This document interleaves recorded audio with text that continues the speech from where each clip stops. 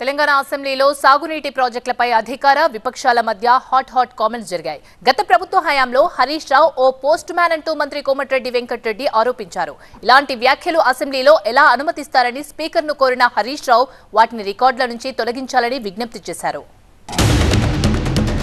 హరీష్ రావు ఏంది పైసలు కలెక్షన్ చేస్తారు పనుకొస్తాడు. ఈయనకి సబ్జెక్ట్ ఉందా డబ్బులు ఎవరు సార్ కాంట్రాక్టర్లు అది ఈయన పోయాలి. ఆయన చెప్పింది మేము వినాలి. మా కర్మ సార్ ఇది. హరీష్ రావు చెప్తే మేము వినాలన్నా మాకు సార్ వారు రమ్మని చెప్పండి. చీఫ్ ఇంజనీర్ ఆయనే, మాజీ ముఖ్యమంత్రి ఆయనే, డిజైన్ ఆయనే, కూలగొట్టింది ఆయనే. ఈయన కలెక్షన్ పాయింట్ డబ్బులు తీసుకొచ్చి 3 సంచులు మార్చింది. ఆయన మాట్లాడితే మేము వింటాం సార్. అది డిలీట్ చేయాలి సార్. అది ఆయనకు రోజు అలవాటు అయిపోయింది సార్. రోజు మాట్లాడు, రోజు డిలీట్ చేసుడు, మేము డిమాండ్ చేసుడు అట్లా సార్. ఇప్పుడు వారు మాట్లాడడానికి ఆధారం ఉందా సార్? శాసనసభలో ఆ రకమైన ఆరోపణలు చేయొచ్చా అధ్యక్ష?